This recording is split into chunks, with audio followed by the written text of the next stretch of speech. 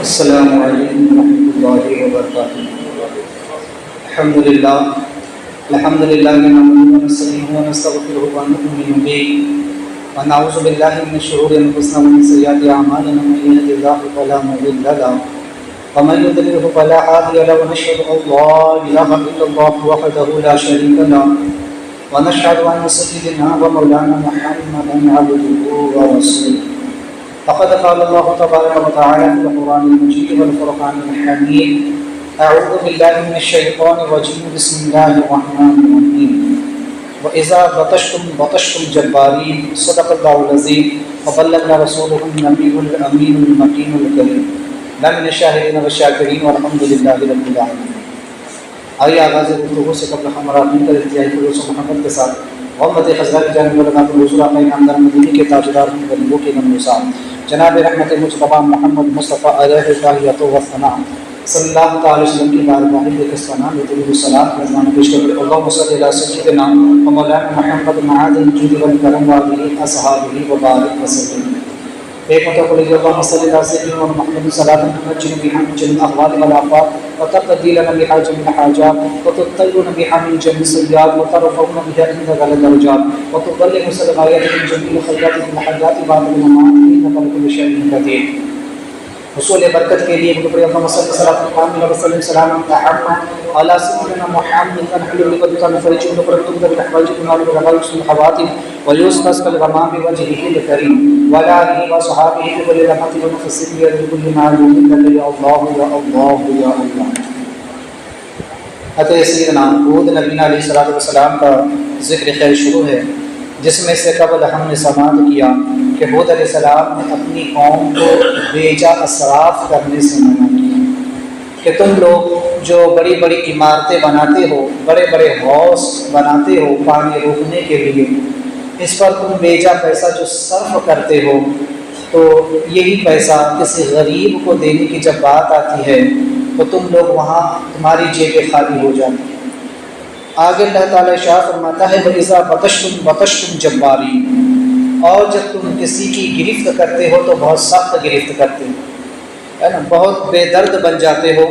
تمہارا حال یہ ہوتا ہے کہ جب تم کسی کی پکڑ کرتے ہو تو تم جبارین یعنی سرکش اور متسلط اور ظالم کا اس میں تمہارا جو ہے تو قصد ہوتا ہے نا، یعنی کسی پر رحم کیا جائے یا ادب سکھایا جائے، اور نہ ہی تمہاری انجام پر کوئی نظر ہوتی ہے، اور نہ ہی تم حق و عدول کو مد نظر رکھتے ہو۔ جبار وہ ہوتا ہے کہ جو غضب میں کسی کو مار دے یا قتل دے۔ فاتقوا اللہ، تو یہ امور یعنی یہ اونچے اونچے محل بنانا، عمارتیں بنانا اور بڑے بڑے حوض تعمیر کرنا اور اس میں اپنا مال خرچ کرنا اور ناحق لوگوں کی گرفت کرنا یہ چھوڑنا۔ تو حود علیہ السلام نے ان کو اس سے منع فرمایا کہ اللہ کے ڈر کی وجہ سے چھوڑ دو، وَاطِیعُونِ، اور میری اطاعت کرو، یعنی میں جو تمہیں دعوت حق دیتا ہوں، تمہیں جو میں حق کی طرف بلاتا ہوں، ایک دعوت توحید کی طرف بلاتا ہوں، اور یہ کہ عدل و انصاف کی طرف بلاتا ہوں، اور ترک عمل کی طرف یعنی بڑی بڑی امیدوں کو ترک کرنا، اور تم میرا کہا مانو، اسی میں تمہاری بھلائی ہے۔ واتقوا الذی امدکم، اور اس ذات سے ڈرو، اس اللہ سے ڈرو جس نے تمہاری مدد کی، بما تعملون، اس کے ذریعے جسے تم بھی اچھی طرح سے جانتے ہو۔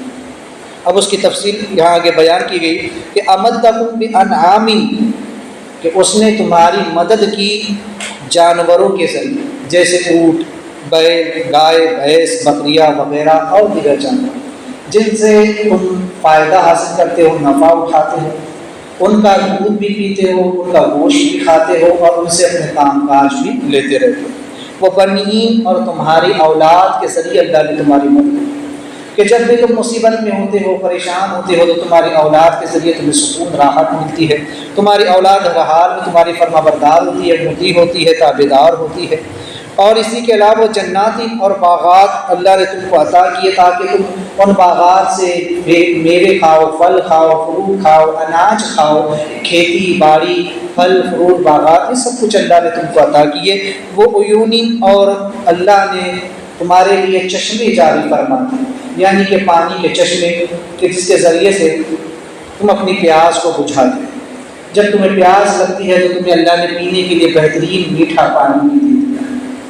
تو غرض کہ ہود علیہ السلام نے اپنی قوم کے سامنے یہ ساری باتیں رکھی۔ تو چونکہ یہاں پر بتایا یہ گیا ہے کہ ایک طرف ان کی دریا دلی کا عالم یہ تھا، ہود علیہ السلام کی جو قوم تھی اس کی دریا دلی کا عالم یہ تھا کہ وہ بے جا چیزیں بنانے میں، ہے نا، ان میں بے مصرف یادگاریں بنانے میں اور حویلیاں اور مکانات تعمیر کرنے اور بڑے بڑے حوض بنانے میں وہ روپیہ پیسہ جو ہے تو بالکل پانی کی طرح بہا دیا گیا۔ لیکن ان کی سنگ دلی کا عالم یہ تھا، ان کی سخت دلی کا عالم یہ تھا کہ ان کی زد سے نہ اپنے محفوظ تھے اور نہ بیگانہ، جو بھی ان کے قابو میں آ گیا اسے اپنی تیغ جفا سے اس کا کام تمام کر دیتے، یعنی نہ اپنوں کا خیال کرتے نہ پرائے کا خیال۔ اگر کسی نے کچھ کہہ دیا تو بس پھر جو ہے تو اس پر اس طرح سے بھڑک اٹھتے تھے کہ گویا کہ اس نے کوئی ناپسندیدہ حرکت اس سے سرزد ہو گئی تو ایسے خوخار بھیڑیے بن کر اس پر ٹوٹ پڑتے کہ اتنے آتش مزاج اور طبیعتوں میں انتقام کا جذبہ اتنا شدید تھا کہ گویا رحم و کرم کا نام انہوں نے کبھی سنا بھی نہیں۔ جب وہ اپنے آپے سے باہر ہو جاتے، جب کسی انسان پر وہ ٹوٹ پڑتے، جب کسی انسان کے ساتھ انتقام کا جذبہ رکھتے تو ان کی حالت یہ ہوتی کہ پھر وہ یہ پرواہ نہیں کرتے کہ سامنے والے کی ہم عزت سے کھلواڑ کر رہے ہیں، ہم اسے مار رہے ہیں، پیٹ رہے ہیں، جیسا کہ یہ قرآن نے ان کے لیے لفظ جبار کا استعمال کیا کہ جبار وہ بے رحم ہوتا ہے کہ جس کے پاس رحم کی چیز ہو۔ لیکن ایک چیز یہ سمجھ لیں کہ یہ انسانوں کے اعتبار سے، جبار کا یہ معنی انسان کے اعتبار سے ہے کہ جس کے پاس رحم نہ ہو، وہ اس قدر سنگ دل ہو، اس قدر پتھر دل ہو کہ جب وہ کسی سے انتقام لینا چاہے، کسی سے بدلہ لینا چاہے تو اسے اس پر ذرا بھی رحم نہیں آتا۔ لیکن ایک چیز یاد رکھیں کہ اللہ تعالیٰ کی صفت بھی ہے جبار، اللہ تعالیٰ متکبر بھی ہے اور جبار بھی ہے، لیکن اسی کے ساتھ اللہ تبارک و تعالیٰ رحمان اور رحیم، وہ اپنے بندوں پہ حد درجے مہربان بھی ہے، ان پر کرم بھی فرماتا ہے، رحم بھی فرماتا ہے، لیکن جب بندے اس کی حکم عبودی کرتے ہیں تو پھر اللہ منتقم حقیقی ہے، وہ انتقام لینا بھی چاہتا ہے، وہ جبار بھی ہے کہ اپنے بندوں کے ساتھ سختی بھی فرماتا ہے۔ یہاں پر لفظ آیا ہے بتشتم، یعنی کہ جب تم کسی کی گرفت کرتے ہو تو بہت سخت گرفت کرتے ہو، جب کسی کی پکڑ کرتے ہو تو بہت سخت پکڑ کرتے ہو، یعنی کہ گویا کہ تمہارے اندر رحم و کرم کا مادہ ہی نہیں ہے۔ لہٰذا متکبر بھی اسے کہتے ہیں کہ جس کے دل میں رحم کا جذبہ نہیں پایا جاتا۔ لہٰذا ان کے جو طور طریقے قرآن نے بیان کیے اس کے خط و خال کا آپ اندازہ لگا سکتے ہیں قرآن کے اس اسلوب بیان کے اندر، ہے نا، کہ اپنی نمود اور نمائش پر جب خرچ کرنے کا موقع آتا تو اپنے خزانوں کے منہ کھول دیتے، لیکن جب کسی درد مند کو دیکھ کر اور کسی عاشقہ حال کو دیکھ کر ان کے دل میں رحم اور ہمدردی کا جذبہ تک پیدا نہیں ہوتا۔ تو ایسی متکبر اور سرکش اور جبار قسم کی وہ قوم تھی کہ جب کسی سے بدلہ لینا چاہتے تو بے درد بن جاتے، گویا کہ یہ بھول تک جاتے کہ سامنے والا بھی انسان ہے، اسے بھی درد ہوتا ہے، اس کی بھی ضروریات ہے، اس کی بھی مصروفیات ہے، اس کی بھی پریشانیاں ہے، وہ بھی انسان ہے۔ تو جب تم اس کی گرفت کرتے ہو بتشتم، جب کسی کی گرفت کرتے ہو تو وہ اذا بتشتم بتشتم، جب تم کسی کی گرفت کرتے ہو تو مضبوط گرفت کرتے ہو، بہت سخت اس کی پکڑ کرتے ہو۔ اگر کوئی تمہارا نوکر بھی ہوتا، اگر کوئی ان کا جو ہے تو کاج کرنے والا ہوتا اور اس سے ذرا سی بھی غلطی ہو جاتی تو فوراً اس کے اوپر سختی کر دیا کرتے تھے۔ یہی حال عرب کے لوگوں کا بھی تھا کہ اگر عرب کے لوگ جو اپنے غلاموں کو رکھا کرتے تھے اور غلاموں سے کام لیا کرتے تھے، اگر غلام اپنی آقا کی مرضی کے بغیر کوئی کام کر دیتا، اگر یہاں تک کہ دھوپ میں اس کی چپل پڑی ہوتی اور مالک کی چپل کو دھوپ دھوپ سے اٹھا کر کے وہ چھاؤں میں رکھ دیتا تو مالک اس بات پر اس کو کوڑے مارتا اور کہتا تو متکبر ہو گیا، تو سرکش ہو گیا، تو نے مجھ سے پوچھنا گوارا نہیں کیا۔ وہ کہتا کہ جوتے خراب ہو رہے تھے، چپل خراب ہو رہی تھی دھوپ میں نے چاہا کہ اٹھا کر کے چھاؤں میں رکھ دوں، کہا تو مجھ سے زبان بھی لڑا۔ اتنے متکبر اور سرکش قسم کے لوگ۔ تو گویا قرآن کا جو اسلوب ہوتا ہے، قرآن کے جو بیان کرنے کا طرز ہوتا ہے، قرآن کی جو دعوت فکر ہوتی ہے وہ ہر انسان کے لیے ہوتی ہے۔ تو قوم عاد نے جو تکبر کیا تھا، قوم عاد جو جبار قسم کے لوگ تھے، عرب میں بھی ویسی ہی برائی پائی جاتی تھی۔ عرب میں بسنے والے وہ کفار و مشرکین بھی ایسے ہی تھے، اپنے ماتحتوں پر سخت ظلم کرتے تھے، یہاں تک کہ اگر کوئی ان کا دشمن ہوتا، اگر ان کے اونٹ سے پہلے کسی دوسرے شخص کا اونٹ پانی پی دیتا تو اسی بات پر برسوں تک جنگ چلتی، اور اسی بات کو لے کر کے لوگ برسوں تک دشمنی کو نبھایا کرتے تھے کہ ہمیں اس سے بدلہ لینا ہے، ہمیں اس سے جنگ کرنی ہے۔ تو وہاں ان لوگوں کی بھی ذہن سازی کی جا رہی ہے، وہاں ان لوگوں کو بھی پیغام دیا جا رہا ہے کہ قوم عاد نے بھی کیا تھا، وہ لوگ بھی متکبر تھے، وہ لوگ بھی سرکش تھے، وہ لوگ بھی جبار تھے۔ جب گرفت کرتے تو مضبوط گرفت کرتے تھے، جب کسی کی پکڑ کرتے تو سخت پکڑ کیا کرتے تھے، اور تم لوگ بھی وہی کام کرتے ہو۔ تم لوگ بھی اپنے ماتحتوں پر جب ظلم کرتے ہو اور تو ان کی گرفت کرتے ہو تو سخت گرفت کرتے ہو، اپنے غلام کی یا اپنے دشمن کی جب گرفت کرتے ہو تو اس کے ساتھ بہت بے درد بن جاتے ہو، بے رحم بن جاتے ہو، گویا تمہارے اندر رحم کا جذبہ ہی نہیں ہے، کیوں بھول جاتے ہیں آخر انسان۔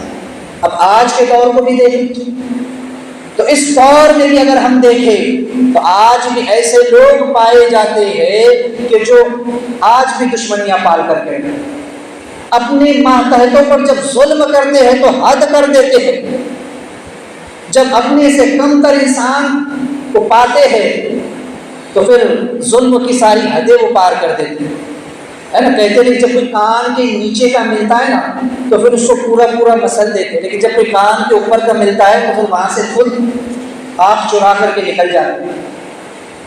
تو جس پر غلبہ ہوتا ہے اس کو تو دبا دیتے ہیں، لیکن جو تم پر غالب آتا ہے تو پھر وہاں سے تم سٹک جاتے، وہاں سے بھاگ جاتے۔ یعنی تم یہ کیوں بھول جاتے ہو کوئی تمہاری بھی گرفت کرنے والا ہو؟ کیوں بھول جاتے ہو کوئی تم پر بھی ظلم کرنے والا آئے گا؟ آج تم اپنے سے نیچے والے پر ظلم کر رہے ہو، آج تم اپنے چھوٹے بہن بھائیوں کا حق دبا رہے ہو، آج تم اپنے غریب رشتے داروں کا مذاق اڑا رہے ہو، آج تم اپنے سے کم تر لوگوں کے ساتھ جو ناروا سلوک کر رہے ہو، تو کیوں بھول جاتے ہو کل تمہارے ساتھ بھی ایسا ہو سکتا ہے؟ اگر کوئی تمہارا غریب پڑوسی، کوئی غریب رشتے دار کوئی ایسی غلطی کر بیٹھتا ہے جو تمہیں ناگوار گزرتی ہے تو اس پر اسے خوب گالیاں سنا دیتے ہو، اس کو خوب برا بھلا کہہ لیتے ہو، یہاں تک کہ مار پیٹ پر اتر آتے ہو۔ جب تم کسی کے ساتھ ایسی حرکت کرتے ہو، کوئی اگر تمہارے ساتھ کرے تو تم پر کیا غصہ؟ تو گویا جب کسی کی گرفت کرتے ہو تو سخت گرفت کرتے ہو، اس وقت یہ بھول جاتے ہیں، اپنے آپ کو بھول جاتے ہو۔ تو لہٰذا آج بھی اس قسم کے لوگ پائے جاتے ہیں، ان کے لیے آج جو قرآن یہ تعلیم دے رہا ہے کہ اپنے سے کم تر لوگوں کی جب گرفت پر آتے ہو، جب اپنے مخالف کی گرفت کرنے پر آتے ہو تو پھر بڑی سختی کے ساتھ اس کی گرفت کرتے ہو۔ آج اس کا ایک دوسرا پہلو بھی میں آپ کے سامنے رکھوں۔ قوم عاد کے جو لوگ تھے، یہاں ان کا جو خط و خال بیان کیا گیا، یہاں جو ان کی طرز زندگی کو قرآن نے بیان کیا کہ ایک طرف بے جا مصرف میں اپنے پیسے کو صرف کیا کرتا، جس کی ضرورت نہیں ہے، ایسی حویلیاں بنانا، بڑے بڑے ٹاور بنانا، اونچی اونچی عمارتیں بنانا، حوض بنانا، دیگر چیزیں بنانا، یادگاریں بنانا، مورتیاں بنانا، اپنی یادگار قائم کرنا، تو اس پر لاکھوں روپیہ بے دریغ وہ خرچ کر دیا کرتے تھے، بغیر سوچے سمجھے پیسہ پانی کی طرح بہا دیا کرتے۔ لیکن جب کوئی درد مند ان کے پاس آتا، جب کوئی غریب ان کے پاس آتا، جب کوئی یتیم ان کے پاس آتا، یا جب ان کو دعوت سخن دی جاتی کہ آؤ دین حق کی طرف آؤ، اپنے مال کو اللہ کی راہ میں خرچ کرو، کسی غریب کی مدد کرو، تو اس وقت پھر وہ آگ بگولا ہو جاتا، اس وقت پھر ان کی جیب پر کرکی پڑ جاتی، اس وقت پھر وہ یہ کہتے کہ ہمارے پاس تو کوئی پیسہ نہیں ہے، کوئی روپیہ نہیں ہے، ہم تو کچھ بھی نہیں رکھتے۔ تو جب بیجا مصرف کو تعمیر کرنے کی بات آتی ہے تو پانی کی طرح روپیہ پیسہ بہا دیتے ہیں، لیکن جب کسی غریب کی مدد کرنے کی بات آتی ہے تو پھر وہاں ان کی جیب سے 1 روپیہ نہیں نکلتا ہے۔ جب دین کے لیے ان سے پیسہ مانگا جاتا ہے، مساجد و مدارس و خانقاہوں کے لیے جب ان سے پیسہ مانگا جاتا ہے تو ان کی جیب سے پیسہ نہیں نکلتا۔ وہیں اس کا ایک اور رخ اگر میں آپ کے سامنے رکھوں تو گویا کہ انسان کی کیفیت یہ ہے کہ وہ اپنی مرضی کی چیزوں پر تو پیسہ خرچ کرنا جانتا ہے، لیکن جہاں اس کی مرضی نہ ہو، جہاں اس کا من نہ لگے، جو چیز اس کو پسند نہ ہو، وہاں پر وہ پیسہ نہیں خرچ کرتا۔ اب آپ دیکھ لیجیے، جب کسی کی بیٹی کی شادی، جب کسی کے بیٹے کی شادی ہو تو لاکھوں روپیہ خرچ کر دیتے۔ منڈپ تو بولے ایسا ہونا چاہیے، ڈیکوریشن ایسا ہونا چاہیے، نکاح کا منڈپ الگ ہوگا، کھانے کا منڈپ الگ ہوگا، کھانا ٹیبل کرسی پہ لگایا جائے گا، ایک سے ایک قسم کے پکوان بنائے جائیں گے، انویٹیشن کارڈ، شادی کا کارڈ بھاری سے بھاری، اچھا سے اچھا جو تو پرنٹ کیا جائے گا، چھاپا جائے گا، لاکھوں لوگوں کو دعوت دی جائے گی، کئی کلو اناج جو ہے تو ایسے ہی برباد کر دیا جاتا ہے، یہاں تک کہ اس میں ہزاروں لاکھوں روپیہ لوگ شادی میں خرچ کر دیتے ہیں۔ لباس ایسا ہونا چاہیے، کپڑے بھاری سے بھاری چاہیے، جوتا موزہ نیا چاہیے، ہر چیز چٹی بنیان تک نہیں چاہیے، تو یہاں پر لاکھوں روپیہ لوگ خرچ کر دیں گے، لیکن جب کسی غریب کی بات آتی ہے تو پھر وہاں جیب سے پیسہ نکلتا ہے۔ اب وہ لوگ جو ہمارے مخالف ہے مسلکی اعتبار سے، کیا وہ لوگ شادیاں نہیں کرتے؟ یہ واقعی دیوبندی کہ ان کے یہاں شادیاں نہیں ہوتی ہے؟ ہوتی ہے ان کے یہاں، ذرا دیکھیں ان کی شادیاں بھی کتنی کیسی ہوتی ہیں۔ تو جب اپنے بچوں کی شادیاں کرتے ہو تو لاکھوں روپیہ خرچ کر دیتے ہو، لاکھوں یعنی روپیہ خرچ کرتے اور کنٹلوں بھر کا کھانا کھلا دیتے ہیں۔ اس لیے بولے ہمارے بیٹے کی شادی ہے، بیٹی کی شادی ہے، تو بیٹے اور بیٹی کی شادی کے نام پر کنٹلوں کھانا پکا کر کھلا دیا جاتا ہے۔ اس وقت اسراف یاد نہیں آتا، اس وقت بدعت یاد نہیں آتی کہ نبی نے تو ایسا نہیں کیا ہے، لیکن وہیں پر جب کوئی سنی کسی ولی کے نام کی نیاز کرتا ہے، جب غریب نواز کے نام کی نیاز ہوتی ہے، جب غوث پاک کا لنگر بنتا ہے، کسی ولی کی طرف کوئی فاتحہ منسوب کر دی جاتی ہے اور کھانا بنا کر کے تقسیم کیا جاتا ہے، تو پھر وہاں شرک اور بدعت کے فتوے دے دیے جاتے ہیں۔ یہ اسراف ہے، یہ فضول خرچی ہے، یہ ناجائز ہے، یہ حرام ہے، یہ نہیں کرنا چاہیے۔ ارے غوث پاک کے لنگر کرنے کی کیا ضرورت ہے؟ وہ پیسہ کسی غریب کو دے دو، غریب نواز کی نیاز کرنے کی ضرورت کیا ہے؟ کسی یتیم کو دے دو، کسی مسکین کو دے دو، کسی بے سہارا کو دے دو۔ اس وقت یہ فتوے ان کو یاد آتے ہیں، اس وقت وہ کہتے ہیں یہ فضول خرچی ہے، اس طرح پیسہ نہیں خرچ کرنا چاہیے، اس طرح لنگر نہیں کرنا چاہیے، عرس نہیں منانا چاہیے۔ ارے کیا وہ تو بزرگ ان کا عرس مناتے ہو، اتنا روپیہ پیسہ خرچ کرتے ہو، تو وہاں پر ان لوگوں کو اسراف نظر آتا ہے، جبکہ حدیث پاک میں ہے کہ سب سے اچھا عمل کھانا کھلانے کا۔ اور غوث پاک فرماتے ہیں میرا نام اعمال دنیا ہی میں میرے ہاتھ میں دیا گیا، تو جتنا ثواب میں نے کھانا کھلانے کے عمل میں پایا کسی اور عمل میں نہیں پایا۔ یہاں پر ان بزرگان دین کی نسبت سے وہ کھانا غریبوں کو کھلایا جاتا ہے، یتیموں، مسکینوں، فقیروں، بے سہاروں، مسافروں کو کھلایا جاتا ہے، لنگر عام ہوتا ہے، جو چاہے آئے اور کھا کر کے چلا جائے، کوئی روک ٹوک نہیں ہوتی ہے۔ تو جو کھانا ان بزرگوں کی نسبت سے غریب، یتیم، فقیر، مسکین، مسافر ہر ایک کو کھلایا جاتا ہے، اس کھانے پر فتویٰ دیا جاتا ہے یہ ناجائز ہے، یہ حرام ہے، یہ اسراف ہے، یہ فضول خرچی ہے۔ لیکن اپنے بیٹے بیٹی کی شادی میں جو کنٹلوں بھر کا کھانا کھلا دیتے ہو، اس وقت اسراف نظر نہیں آتا، اس وقت جو ہے تو فضول خرچی نظر نہیں آتی، اس وقت جو ہے تو تمہیں شرک اور بدعت کے فتوے نظر نہیں آتے ہیں۔ تو یہ ہوتا ہے کہ اس طرح کے لوگ آج بھی موجود ہیں۔ قوم عاد کے لوگ اپنی مرضی کے محل جب بناتے تھے تو لاکھوں روپیہ خرچ کر دیتے تھے، لیکن کسی غریب کی مدد کرنے کی بات آتی تو پھر وہاں پیسہ جیب سے نہیں نکلتا تھا۔ آج بھی اس جو سوچ کے لوگ آج بھی موجود ہیں جو کہ اپنی اولاد کی یا اپنی خوشیوں پر لاکھوں روپیہ خرچ کر دیں گے، کوئی خوشی کا موقع آ گیا تو لاکھوں روپیہ خرچ کر دیں گے، لیکن جب کسی غریب کی بات آتی ہے تو پیسہ نہیں نکلتا ہے۔ جب بزرگان دین کے آراز کی اور لنگر کی اور نیاز کی بات آتی ہے تو پیسہ نہیں دینا ہوتا ہے، تو پھر فتوے دے دیتے ہیں کہ شرک اور بدعت ناجائز و حرام ہے۔ اس قسم کے لوگ آج بھی پائے جاتے ہیں۔ تو بہرحال ایسے ہی لوگوں کے رد میں قرآن کہتا ہے اذا بطشتم جباری، کہ جب دوسرے کی گرفت کرتے ہو تو سخت گرفت کرتے ہو اور اپنے آپ کو بھول جاتے ہو۔ تو یاد رکھنا جب کسی کی طرف ایک انگلی اٹھاؤ گے تو 3 انگلیاں اپنی طرف آتی ہیں۔ تو انسان اپنا محاسبہ کرے. وہی بات ان کو بتائی جا رہی ہے کہ فاتقوا اللہ واطیعون، کہ اللہ سے ڈرو اور میری اطاعت کرو. گویا کہ حضرت سیدنا ہود علیہ السلام کہہ رہے ان کی تمام خرابیوں کا ذکر کرنے کے بعد ہود علیہ السلام نے انہیں خدا کا خوف دلایا کہ کہیں ایسا نہ ہو کہ اللہ کا قہر، اللہ کا غضب جوش میں آئے اور تمہاری اینٹ سے اینٹ بجا دی جائے. تمہیں ایسے زندت کے عذاب میں، کیونکہ تم تو لوگوں کی گرفت کرتے ہو نا، تو کیوں بھول جاتے ہو کہ قرآن میں اللہ نے فرمایا ان بطش ربک لشدید، بے شک تیرے رب کی گرفت بڑی سخت ہے. آج تم کسی کمزور پر ظلم کرو گے تو پھر مت بھولنا اللہ سب سے بڑا طاقت ہے. جب وہ تمہاری گرفت کرنے پر آئے گا تو ان بطش ربک لشدید، پھر بے شک میرے رب کی گرفت بڑی سخت ہوگی.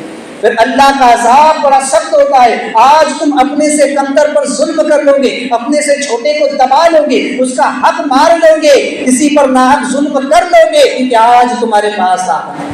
لیکن پھر وہ جو ساری طاقتوں کا مالک ہے، جو رب العالمین ہے، جس کی طاقت کے آگے کوئی دم نہیں مار سکتا، جب وہ انتقام لینے پر آتا ہے، جب وہ منتقم حقیقی اپنا فیصلہ سناتا ہے اور جب وہ حق اور انصاف کے ساتھ فیصلہ کرتا ہے تو پھر وہ جو ہے تو پھر اس کی گرفت سے کوئی نہیں بچ سکتا. تو گویا کہ آپ نے کہا کہ اللہ سے ڈرو اور میری اطاعت کرو، میری پیروی کرو، اس لیے کہ اسی میں تمہاری بھلائی ہے، اسی میں تمہاری نجات ہے. میرا دامن پکڑ لو، کیونکہ جس نبی کا دامن پکڑا اور نبی کے نقش قدم پر چلا وہ کامیاب ہو گیا. اس کے بعد فرمایا کہ واتقوا الذی امدکم بما تعملون، ہے نا، کہ اس سے ڈرو، اس اللہ سے ڈرو جس نے تمہاری مدد کی جبکہ اس چیز سے جس کو تم بیچا. اس رب سے میں ڈرایا. دیکھیے پہلے تو کہا فاتقوا اللہ، اللہ سے ڈرو، واطیعون اور پھر میری اطاعت کرو، اور پھر دوبارہ کہہ دیا واتقوا اللہ، اللہ سے ڈرو. واتقوا الذی امدکم، ڈرو اس ذات سے جس نے تمہاری مدد کی. تو گویا ڈر اللہ کا بہت ضروری ہے. ہر جگہ پر انبیاء اولیاء یہی تعلیم دیتے آتے ہیں کہ انسان کو اللہ سے ڈرنا چاہیے. حضور اسلام سے جب پوچھا گیا کہ میں تمام گناہوں سے بچ جاؤں اس کا کوئی وظیفہ بتائے تو فرمایا کہ اللہ سے ڈرنا. جب انسان کے دل میں اللہ کا ڈر پیدا ہو جائے تو وہ چھوٹے سے چھوٹا گناہ کرنے سے بھی ڈرے گا. وہ چھپ کر یا اعلانیہ طور پر گناہ کرنے سے ڈرے گا کہ اللہ مجھے دیکھ رہا ہے. تو فاتقوا اللہ، اللہ کا ڈر بہت ضروری ہے. اس لیے بار بار انہیں بھی کہا گیا واتقوا الذی امدکم بما تعملون، ڈرو اس ذات سے جس نے تمہاری مدد کی اس چیز سے جس کو تم بھی اچھی طریقے سے جانتے. تمہیں بھی پتا ہے کہ اللہ نے تمہاری کن چیزوں سے مدد کی. اب اس کی تفصیل بیان ہو رہی ہے. امدکم بانعام، اللہ نے تمہاری مدد کی جانوروں کے ذریعے سے. جانور تمہیں اللہ نے دیے، کئی قسم کے جانور آج ہماری دنیا میں پائے جاتے ہیں، پالتو قسم کے جانور، ہے نا. بہت سارے جانور وہ ہے کہ جن کا ہم گوشت بھی کھاتے ہیں، جن سے ہم کو دودھ بھی حاصل ہوتا ہے، ان جانوروں سے کام بھی لیا جاتا ہے. وہ جانور وہ ہوتے ہیں جو پالتو ہوتے ہیں. تو گویا کہ جانور اللہ نے اس لیے بنائے کہ انسان اس سے نفع حاصل کرے. وہ بنی اور اولاد کے ذریعے، اللہ نے اولاد کے ذریعے بھی بنائی. اولاد کی جیسی نعمت تم کو آج کون نہیں چاہتا ہے کہ مجھے اولاد نبی نہ ہو، ہماری اولاد ہو تاکہ ہمارے بڑھاپے میں ہمارا سہارا بنے، تاکہ ہمارے کاموں میں ہاتھ بٹانے کے لیے ہمارا سہارا بنے. ہر انسان یہ چاہتا ہے میری اولاد میری فرما بردار ہے، میں جو کہوں وہ کرے. تو لہٰذا ہر انسان چاہتا. اللہ نے ایسی نیک اولاد کے ذریعے تمہاری مدد کی. وہ جنات دی اور باغات کے ذریعے اللہ نے تمہیں کھیتیاں دی، کھلیان دیے، باغات دیے، تم اناج اگاتے ہو، پھل پھول اگاتے ہو اور اس کے ذریعے سے اپنی زندگی اپنی روزی حاصل کرتے ہو. وہ عیونی اور تمہارے لیے چشمے بہار ہے. پانی کے اللہ نے خوبصورت میٹھے چشمے بہار تاکہ اس سے پانی کے ذریعے سے تم پانی پی کر اپنی پیاس بھی بجھاتے ہو، اس سے اپنے آپ کو پاک و صاف بھی کرتے ہو، نہا دھو کر پاک و صاف بھی ہوتے ہو. اور یہ پانی انسان کی زندگی کے لیے کتنا ضروری ہے. بہرحال اگر اس کی تفصیل کی طرف جاؤ تو بہت زیادہ. آج اختصار کے ساتھ چند باتیں. تو چونکہ یہاں پر ہود علیہ السلام نے ان لوگوں کو یہ تمام چیزیں یاد دیں، یہ چار بڑے انعام کی طرف ان کی توجہ ہے. میں اس کو تصوف کے رنگ میں آپ کے سامنے رکھتا ہوں. میں نے اس سے قبل بھی کہا کہ انسان کے جسم میں روح کی مثال مثل ہود علیہ السلام اور نفس کی مثال قوم عاد کی طرح. جس طرح ہود علیہ السلام اپنی قوم کو سمجھا رہے ہیں اور بتا رہے ہیں کہ جب تم کسی کے ساتھ کسی کی گرفت کرتے ہو تو بہت سختی کے ساتھ گرفت کرتے ہو. وَإِذَا بَطَشْتُمْ جَبَّارِينَ کہ جب تم اگلے کی گرفت کرتے ہو تو بہت سخت گرفت کرتے ہو، سختی کے ساتھ اس کی گرفت کرتے ہو. یہاں پر روح نفس سے کہتی ہے کہ اے نفس تیرا حال بھی کچھ ایسا ہی، تیرا حال بھی کچھ ایسا ہی ہے کہ تو اپنے مخالف کی جب گرفت کرنے پر آتا ہے تو بہت سختی کے ساتھ گرفت کرتا ہے. کیونکہ انسان کے نفس کی خاصیت یہ ہے کہ اپنے آپ پر جب خرچ کرنے کی بات آتی ہے تو بے دریغ خرچ کرتا ہے. اپنی خواہشات کو جب پوری کرنے کی بات آتی ہے تو نفس گویا اندھا ہو جاتا ہے. مجھے یہ بھی چاہیے، مجھے وہ بھی چاہیے، میں یہ بھی کر لوں، میں وہ بھی کر لوں، میں یہ بھی حاصل کر لوں، میں وہ بھی حاصل کر لوں. تو اپنی تمام تر خواہشات کو پورا کرنے کے لیے نفس اتنا اندھا ہو جاتا ہے کہ حرام و حلال، صحیح و غلط، حق اور باطل میں تمیز کرنا بھول جاتا ہے.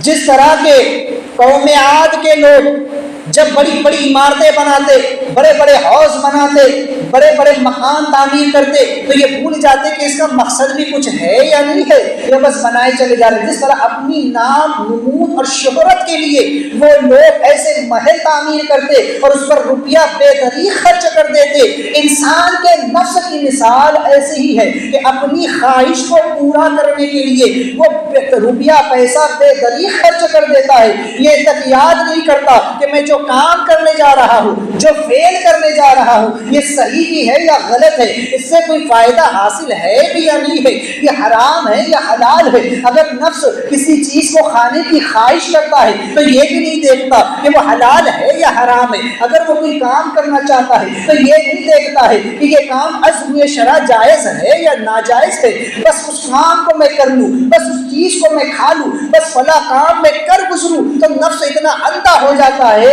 کہ جب اپنے آپ کو یا اپنی خواہشات کو پورا کرنے کی بات آتی ہے تو پھر یہ بے دریغ اندھا ہو کر سب کچھ لٹا دیتا ہے. لیکن جب اس نفس سے کہا جاتا ہے سخاوت کر، جب نفس سے کہا جاتا ہے کسی غریب کی مدد کر، جب کہا جاتا ہے کہ اللہ کی راہ میں زکوٰۃ دے، صدقہ دے، خیرات کر، تو اس وقت نفس بڑی کنجوسی کرتا ہے. اب کہتا ہے کہ یار میں کیوں دوں، میں کیوں صرف کروں، میں کیوں اس کی مدد کروں، میں اپنا پیسہ یوں ہی کیوں کسی کو دے دوں. تو یہاں نفس کنجوسی کرتا ہے.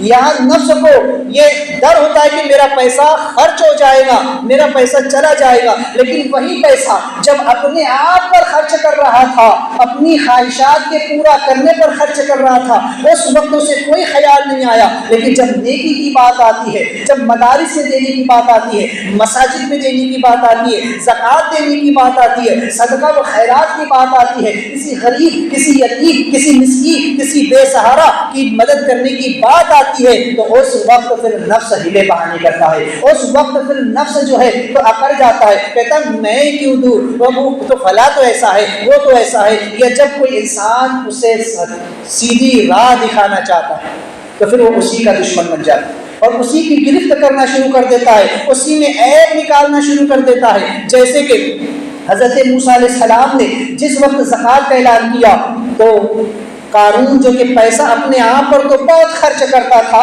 لیکن جیسے موسیٰ علیہ السلام نے زکوٰۃ کی بات کہی تو وہ موسیٰ علیہ السلام کا دشمن بن گیا. آقا کریم صلی اللہ علیہ وسلم نے جب زکوٰۃ کی بات کہی تو کئی لوگ پھر گئے.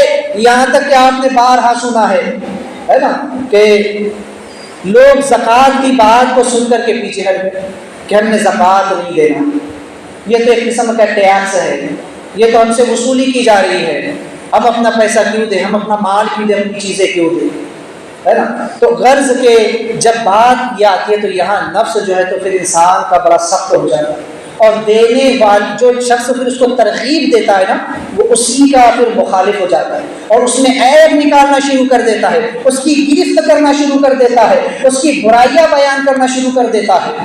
تو گویا کہ اذا بطشتم جبار، پھر وہ یہاں پر بڑی سختی دکھاتا ہے تو اس نفس سے گویا کہ کہا جا رہا ہے فاتقوا اللہ واتقون، کہ نفس اللہ سے ڈر اور شریعت محمدی کی پیروی کر، اللہ سے ڈر اور اللہ کے رسول صلی اللہ علیہ وسلم کی شریعت کی پیروی کر۔ کیوں؟ واتقوا الذی امدکم بما تعملون، اس لیے کہ اس رب سے ڈر جس نے تیری مدد کی، جس نے تجھ پر احسان کیا، تجھ پر کرم کیا، اور تجھے اس چیز کے جس کو تو بھی جانتا ہے، تجھے بھی اس چیز کے بارے میں معلوم ہے وہ چیز کیا ہے۔ اگر اس کی تفصیل میں آگے بیان کروں اس سے پہلے میں بتاؤں کہ اللہ تعالیٰ فرماتا ہے لَقَدْ خَلَقْنَا الْإِنسَانَ فِي أَحْسَنِ تَقْوِيمٍ، ہم نے انسان کو بہترین صورت میں پیدا کیا ہے، انسان کو سب سے اچھا ہم نے پیدا کیا ہے۔ اب یہاں پر اگر تصوف کے اعتبار سے دیکھیں تو گویا کہا یہ جا رہا ہے کہ امداکم بانعام، یہاں پہ حود علیہ السلام نے کہا تھا قوم سے کہ اس اللہ سے ڈرو جس نے تمہاری مدد کی، اس چیز سے جس کو تم بھی جانتے ہو، اور وہ چیز کیا ہے؟ جانوروں کے ذریعے اللہ نے تمہاری مدد کی، جن سے تم نفع حاصل کرتے ہو، جن سے تم فائدہ حاصل کرتے ہو۔ یہاں روح نفس کو دعوت دیتی ہے کہ اے نفس اللہ سے ڈر اس ذات سے جس نے تیری مدد کی، اس چیز کے ذریعے سے تو بھی جانتا ہے وہ کیا ہے۔ لقد خلقنا الانسان فی احسن تقویم، اللہ نے تجھے بہترین صورت میں پیدا فرمایا۔ اب وہ کیسے؟ اللہ نے تیری مدد کیسے کی؟ امداکم بانعام، ہے نا، جانور جو ہوتے ہیں تو ان سے انسان کیا کرتا ہے؟ کام کاج لیتا ہے، ان سے نفع حاصل کرتا ہے، فائدہ حاصل کرتا ہے۔ اسی طرح گویا کہا جا رہا ہے کہ نفس اللہ نے تجھے جو جسم دیا ہے اور اس جسم کے ذریعے اللہ نے تیری مدد کی، جسم کو تو بھی جانتا ہے کہ اللہ نے تجھے ہاتھ، پیر، کان، ناک، آنکھ، زبان دیے جس کے ذریعے تو نفع حاصل کرتا ہے، جس سے تو فائدہ حاصل کرتا ہے، تو جہاں جانا چاہے اپنے پیروں سے چل کر چلا جاتا ہے، تو جس چیز کو پکڑنا چاہے اپنے ہاتھوں سے پکڑ لیتا ہے، جس چیز کو دیکھنا چاہے اپنی آنکھوں سے دیکھ لیتا ہے، جس چیز کو سننا چاہے اپنے کانوں سے سن لیتا ہے، جس چیز کو سونگنا چاہے اپنی ناک سے سن لیتا ہے، اپنے معافی الضمیر کو اگر تو بیان کرنا چاہے، اپنے من کی بات کو بیان کرنا چاہے اپنی زبان کے ذریعے تو اس کو بیان کر لیتا ہے۔ تو گویا جس طرح انسان جانوروں سے نفع حاصل کر لیتا ہے، اسی طرح بتایا جا رہا ہے کہ اے نفس تجھے اللہ نے جسم میں رکھا ہے اور جسم کے ذریعے تو بھی جانتا ہے کہ ان ہاتھ، پیر، کان، ناک، آنکھ، زبان کے ذریعے تو کتنے فائدے حاصل کر لیتا ہے۔ دوسری چیز ہے وہ بنین، حود علیہ السلام نے کہا کہ اللہ نے تمہیں اولاد دی۔ اولاد کیا ہوتی ہے؟ ماں باپ کا سہارا ہوتی ہے، ماں باپ کے بڑھاپے کا سہارا بنتی ہے، جوان ہوتی ہے تو ان کے کام کاج میں ان کا ہاتھ بٹاتی ہے نا۔ اگر فرما بردار اولاد ہو تو کسی بڑی نعمت سے کم نہیں۔ تو گویا یہاں بتایا جا رہا ہے کہ جس طرح فرما بردار اولاد جو تمہارے حکم کی پابند ہوتی ہے، تم جو کہو اٹھ تو اٹھے، تم کہو بیٹھ تو بیٹھ جائے، جس کو ایسی اولاد میسر ہو جائے گویا اللہ نے بڑی نعمت اس کو عطا فرمائی۔ تو اب سوچو کہ جس طرح اولاد فرما بردار ہوتی ہے تو یہاں روح نفس سے کہہ رہی ہے کہ اے نفس و بنین، اللہ نے تجھے اندرونی اعضاء بھی عطا کیے جو مثل اولاد کے ہے۔ تیرے تو اپنے آپ پر غور تو کر، تو جانتا ہے تیرے سر میں دماغ ہے، دل ہے، جو تو تیرے جسم میں دل بھی ہے، گردے ہے، پھیپھڑے ہے، جگر ہے، آتے ہے، خون ہے، نسیں ہے، اور جو تو ہڈیاں ہے، ہر کوئی اپنے اپنے کام میں لگا ہوا ہے۔ کتنی فرما برداری کے ساتھ وہ اپنا کام کر رہے ہیں، کتنی فرما برداری کے ساتھ دماغ سوچنے میں لگا ہوا ہے، جو تو دل اپنا دھڑکنے میں لگا ہوا ہے، گردے اپنا کام کر رہے، پھیپھڑے اپنا کام کر رہے، جگر اپنا کام کر رہا ہے، معدہ اپنا کام کر رہا ہے، آنتیں اپنا کام کر رہی ہے۔ غرض کے جسم کے اندر جتنے اعضاء ہے وہ مثل اولاد کے ہیں اور فرما برداری کی طرح وہ اپنے کام میں لگے ہوئے۔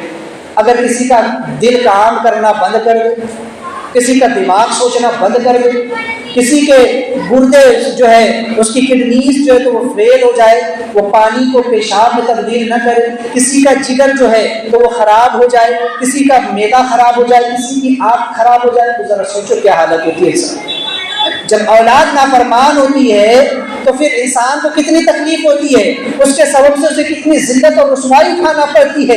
اگر جسم کے اندر کوئی عضو خراب ہو جاتا ہے تو انسان کو کتنی تکلیف اٹھانا پڑتی ہے۔ تو ذرا تو سوچ تو صحیح، اللہ نے تجھ پر کتنا بڑا کرم کیا کہ تیرے جسم کے اندرونی اعضاء فرما برداری کے ساتھ اپنا کام کرے، تو پھر بھی اپنے رب کا شکر گزار نہیں کرے گا۔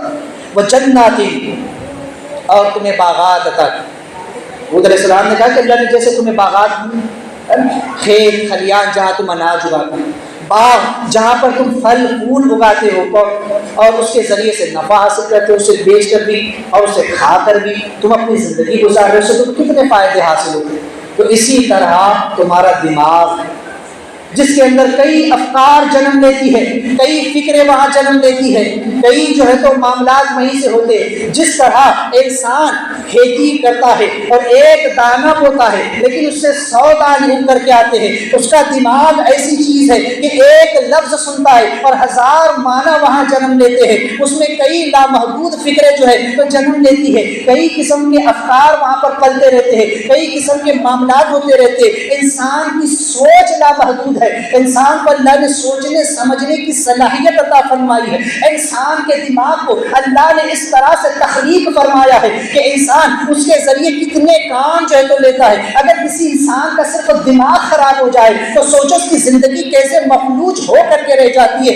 اگر ہماری زندگی سے اناج کو ختم کر دیا جائے، اگر ہماری زندگی سے کھیتی باڑی کو ختم کر دیا جائے، اگر ہماری زندگی سے جو ہے زمین کو بنجر کر دیا جائے، جہاں زمین تو ہو لیکن وہ اناج نہ اگا سکے، جہاں زمین تو ہو لیکن وہ پھل فروٹ نہ اگا سکے تو ہم بھوکے مر جائیں گے۔ ہماری کیفیت کیا ہوگی؟ بھوک سے ہم کیسے تڑپ رہے ہوں گے؟ تو سوچے، اگر اللہ نے دماغ دیا ہے، اگر دماغ تو ہے لیکن اس میں سوچنے سمجھنے کی صلاحیت نہیں ہے، افکار کے پیدا ہونے کی صلاحیت نہیں ہے، اگر اس میں انقلاب برپا کرنے کی صلاحیت نہیں ہے تو وہ جسم ایک مفلوج حال بن کر کے رہ جاتا ہے، وہ جسم ایک بے جان جسم بن کر کے رہ جاتا ہے، پھر اس جسم سے کوئی فائدہ حاصل نہیں ہوتا ہے، اس کی پوری زندگی برباد ہو کر کے رہ جاتی ہے۔ کیونکہ جس کے پاس دماغ نہ ہو، سوچنے سمجھنے کی صلاحیت نہ ہو، ذرا دیکھیں ان لوگوں کو جو پاگل قسم کے ہوتے ہیں، ذرا دیکھیں ان لوگوں کو جن کے پاس سوچنے سمجھنے کی صلاحیت نہیں ہوتی ہے، ذرا دیکھیں ان لوگوں کو جن کی سوچنے کی صلاحیت کمزور ہوتی ہے، کم ہوتے ہیں، جو ناقص العقل ہوتے ہیں، ان کی زندگیاں کیسے گزرتی ہے۔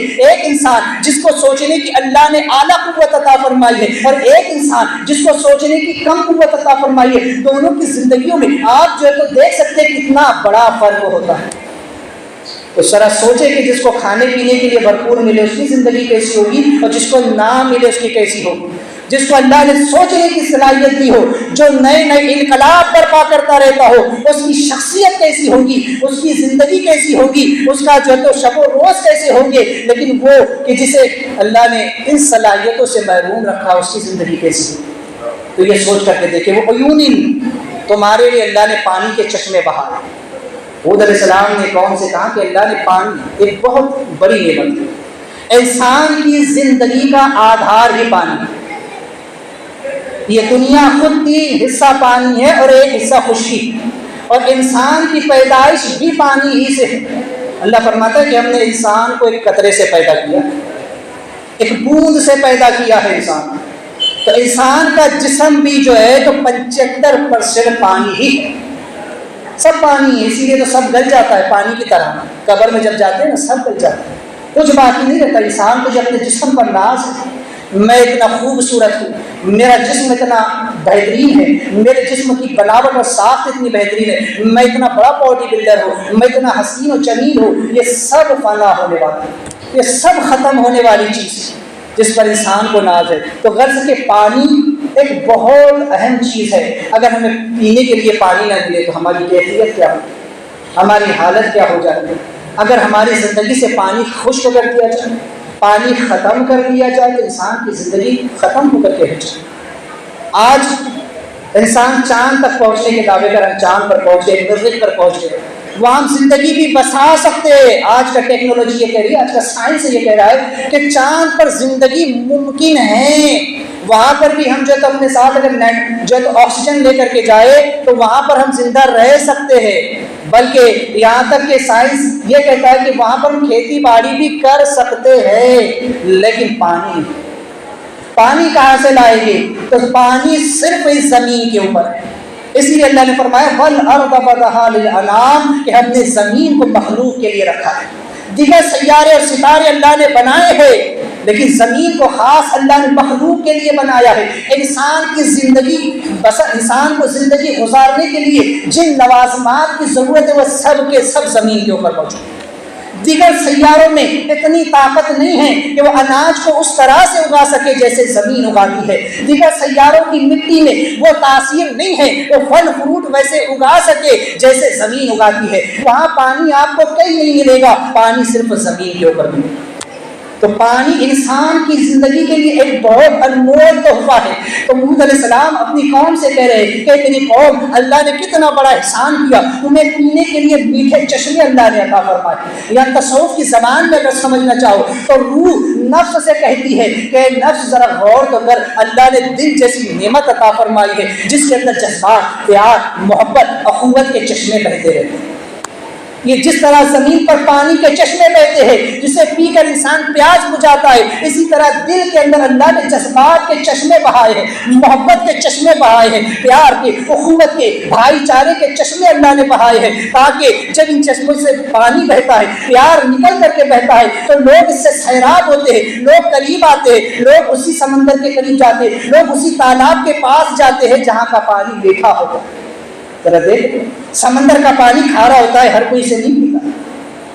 وہ چشمہ جس کا پانی میٹھا ہو، وہ کنواں جس کا پانی میٹھا ہو، بھیڑ وہیں پر لگے گی۔ جس کا پانی پھیکا ہو، جس کا پانی کڑوا ہو، جس کا پانی کھارا ہو، اس پانی کو کوئی نہیں پیتا ہے۔ یہ دل ہے جس پر اللہ علم کی بارش برساتا ہے، یہ دل ہے جہاں سے محبت کے چشمے بہتے ہیں زبان کے ذریعے سے، یہ دل ہے جہاں سے پیار، محبت، اخوت اور بھائی چارے کے چشمے بہتے ہیں زبان سے ہو کر کے۔ اگر دل کے اندر پیار ہو، محبت ہو تو زبان سے ویسے الفاظ بہ کر کے نکلیں گے جو لوگوں کے دلوں پر جا کر اثر کریں گے۔ لوگ اسی انسان کے قریب جمع ہوتے ہیں جو لوگوں میں پیار بانٹتا ہے، جو محبت بانٹتا ہے، جو اخوت دکھاتا ہے، جو بھائی چارہ دکھاتا ہے۔ اور جس انسان کا دل خشک ہو جاتا ہے، جہاں پانی نہیں ہو، جہاں سوکھا پڑا ہو، وہاں کوئی نہیں جاتا ہے۔ جس انسان کے دل میں رحم کا جذبہ نہ ہو، محبت کا جذبہ نہ ہو، بھائی چارے کا جذبہ نہ ہو، اخوت نہ ہو، اس کے اندر جذبات نہ ہو، تو وہاں کوئی نہیں جاتا۔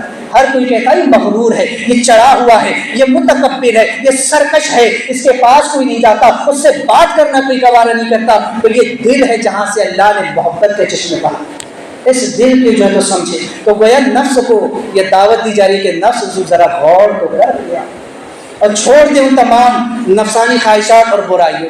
تو غرض کہ یہاں پر یہ پیغام تصوف کی زبان میں نے آپ کے سامنے ایک چیز یہاں پر میں آپ کو بتاؤں کہ محبت، بھائی چارہ، اخوت، یہ ساری چیزیں بارہا سنتے رہتے ہیں، لیکن عمل ہماری زندگی میں رتی بھر بھی ہم کو نظر نہیں آتا۔ صرف آج کل سن لینا اور اسے ایک کان سے سن کے دوسرے کان سے نکال دینا ہماری عادت ہے۔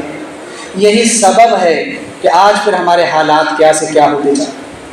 میں نے اس سے قبل بھی کہا کہ جب انسان اپنے رب کے حضور نہیں جھکتا ہے تو پھر رب تبارک و تعالیٰ اس انسان کو دنیا داروں کے آگے جھکنے پر مجبور کر دیتا ہے۔ جب انسان اپنے رب کے حضور جھکنا شروع کر دے تو اللہ ساری کائنات کو لا کر اس کے سامنے جھکا دے۔ آج عالمی تناظر میں اگر ہم مسلمانوں کی کیفیت کا جائزہ لیں اور دیکھیں کہ آج مسلمانوں کی حالت کیا ہے، آج مسلمان کن حالات سے گزر رہے ہیں، آج ہم اپنی منمانی مستی میں جی رہے ہیں، ہمیں فرصت نہیں ہے اپنی خواہشات کو پورا کرنے سے۔ جب بات آتی ہے روپیہ پیسہ خرچ کرنے کی، اپنی ذات پر تم بے دریغ خرچ کر دیتے، لیکن جب بات آتی ہے قوم کے مستقبل کی، قوم کے مستقبل کو سنوارنے کی، تو اس وقت پھر ہم اندھے بہرے گونگے ہو کر کے بیٹھ جاتے ہیں۔ کہ مولا کریم ہم تمام کو صحیح طور پر عمل کرنے کی توفیق عطا فرمائے اور ہمارے مستقبل کو بہتر بنانے کی توفیق عطا فرمائے۔ دوران گفتگو توبہ کرتا ہوں، استغفر اللہ ربی من کل ذنب و اتوب الیہ، لا الہ الا اللہ محمد رسول اللہ۔